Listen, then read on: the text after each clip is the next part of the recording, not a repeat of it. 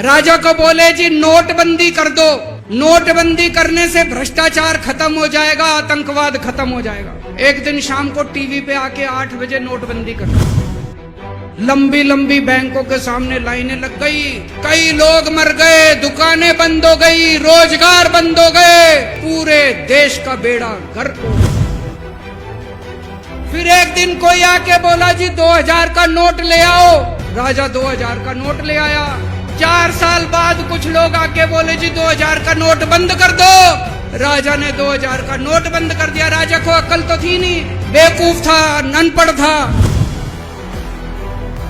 एक बार कुछ लोग आके बोले जी ये किसानों के कानून बना दो, इस कानून से किसानों का भला होगा। राजा ने कानून बना दिए, पूरे देश के किसान सड़कों पे उतर आए। 750 किसान मर गए आंदोलन में, और 1 साल के बाद राजा को वो तीनों कानून वापस लेने पड़े। राजा अपने दोस्तों का बड़ा ख्याल रखता था।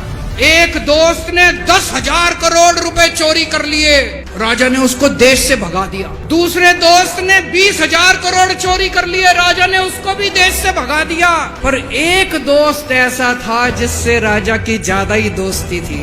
उसको उन्होंने सारे एयरपोर्ट बेच दिए, सारे जहाज बेच दिए, सारे सी पोर्ट बेच दिए, खदाने बेच दी। उस दोस्त पे राजा मेहरबान था।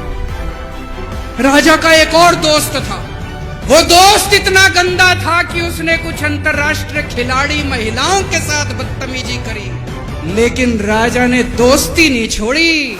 चौथी पास राजा, ये कहानी एक राजा की है, एक चौथी पास राजा की कहानी है, एक अहंकारी राजा की कहानी है, एक भ्रष्टाचारी राजा की कहानी है। इस कहानी में राजा तो है, रानी नहीं है। तो एक महान देश था। उस देश के एक गांव में, बहुत गरीब घर में एक बच्चा पैदा हुआ। ऐसे गांव का ज्योतिषी आया, उसने बच्चे की कुंडली देखी और बच्चे की माँ को बोला कि माई, तेरा बेटा बड़ा होके बहुत बड़ा सम्राट बनेगा। बच्चा धीरे धीरे बड़ा होने लगा। उसका पढ़ने लिखने में मन नहीं लगता था।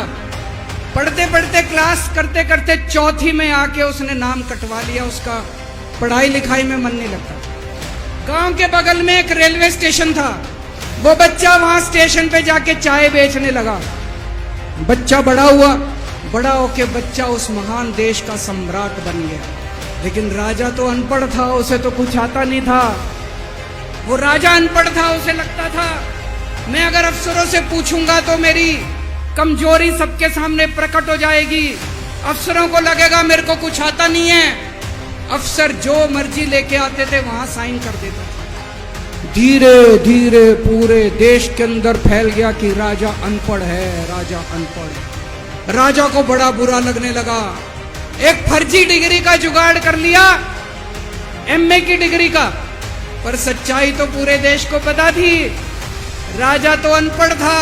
धीरे धीरे राजा अहंकारी भी होता गया। अहंकारी राजा और ऊपर से अनपढ़। एक बार उस देश के अंदर बहुत बड़ी महामारी फैल गई। चारों तरफ महामारी फैल गई, लोग मरने लगे। किसी ने आके बोला जी थाली बजवाओ तो देश ठीक हो जाएगा। तो राजा ने पूरे देश में थाली और चम्मच बजवा दिए। महामारी तो नहीं बची, महामारी तो फैली रही। किसी ने आके कहा जी डॉक्टरों की जरूरत पड़ेगी, दवाइयों की जरूरत पड़ेगी, इंजेक्शन की जरूरत पड़ेगी, तब महामारी। राजा का एक और दोस्त था। उस दोस्त ने किसानों के ऊपर गाड़ी चढ़ा दी, रौंद दिया, कुचल दिया किसानों को। राजा ने अपनी दोस्ती नहीं छोड़ी। इस बात पे तो दाद देनी पड़ेगी कि राजा दोस्तबाज था। चारों तरफ अत्याचार हो गया। चारों तरफ देश के अंदर इनके अपने लोग जो थे वो बलात्कार करने लगे, गलत काम करने लगे, हाहाकार मच गया। जो राजा के खिलाफ बोलता, राजा उसको पकड़ के जेल में डाल देता। एक दिन एक पत्रकार ने कार्टून बना दिया राजा के खिलाफ, उस पत्रकार को उठा के जेल में डाल दिया। एक दिन एक किसी पत्रकार ने उनके खिलाफ कुछ लिख दिया, उसको पकड़ के जेल में डाल दिया। जो राजा के खिलाफ बोले उसका बेड़ा गर्क। कोई जज अगर उस राजा के खिलाफ ऑर्डर करता था, राजा उसको बख्शता नहीं। और एक दिन घनघोर बारिश आई, तूफान आया, ऊपर से आकाशवाणी हुई, सारे देश की जनता को भगवान ने कहा कि आप महान देश के लोग हो, क्या कर रहे हो, उठो, खड़े हो जाओ और इस अहंकारी राजा के खिलाफ सब लोग मिलकर आवाज उठाओ। और उसके बाद दोस्तों सोई हुई जनता जाग गई और 1 साल के अंदर उस अहंकारी राजा का राजपाट जनता ने उखाड़ के फेंक दिया। और उसके बाद वो महान देश दिन दूनी रात चौगुनी प्रगति करने लगा।